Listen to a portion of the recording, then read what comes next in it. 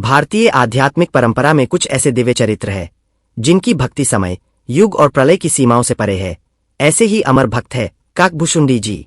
गुरु के अपमान से शापित होकर कौवे के रूप में जन्म लेने वाले काकभुशुंडी जी ने अपने जीवन को भक्ति, ज्ञान और वैराग्य की अद्भुत साधना में रूपांतरित कर दिया। पहले शिव भक्त और फिर शिव की आज्ञा से भगवान श्री राम को परम ब्रह्मा स्वीकार करने वाले काकभुशुंडी जी नीलकूट पर्वत पर तपस्या करते हुए चिरंजीवी बने। प्रलय भी जिनकी साधना को विचलित न कर सके और हर युग में जिन्हें भगवान श्री राम के साक्षात दर्शन का वरदान प्राप्त हो, ऐसे महान भक्त ही रामकथा के अमर वक्ता बने।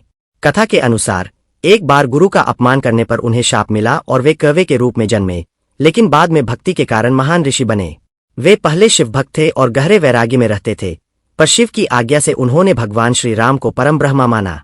काकभुशुंडी जी कौवे के रूप में वे नीलकूट पर्वत पर रहने लगे और वहां तपस्या और ध्यान में लीन हो गए। उन्होंने भक्ति का मार्ग अपनाया और भगवान श्री राम की कथा का अध्ययन शुरू किया। समय के साथ उन्होंने भक्ति, ज्ञान और विनम्रता का ऐसा संतुलन बना लिया कि वे चिरंजीवी बन गए। काकभुशुंडी जी सदा नीलकूट पर्वत पर रहते हैं। जब प्रलय आता है तब भी वे नीलकूट पर ध्यानस्थ रहते हैं। प्रलय का उन पर कोई प्रभाव नहीं पड़ता। प्रलय के बाद भी उन्हें पिछले कल्पों की स्मृति रहती है। उन्हें यह वरदान प्राप्त है कि वे हर युग में भगवान श्री राम को साक्षात देख सकते हैं। एक बार गरुड़ जी को जब अपने बल और ज्ञान का गर्व हुआ, तब काकभुशुंडी जी ने विनम्रता से उनका अहंकार दूर किया। रामचरितमानस में काकभुशुंडी जी गरुड़ जी को भगवान श्री राम की कथा सुनाते हैं। एक बार गरुड़ जी, जो भगवान विष्णु जी के वाहन है, काकभुशुंडी जी के पास आए। उन्होंने काकभुशुंडी जी से भगवान श्री राम की कथा सुनने की इच्छा जताई। काकभुशुंडी जी ने गरुड़ को भगवान श्री राम की कथा सुनाई।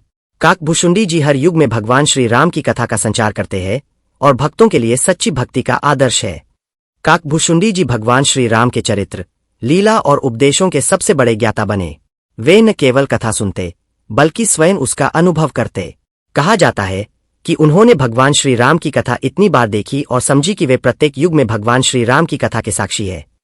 अगर आपको हमारी जानकारी अच्छी लगी तो प्लीज हमारे चैनल को लाइक सब्सक्राइब जरूर करें ताकि हम आपके लिए ऐसे ही जानकारी भरे वीडियो लाते रहें।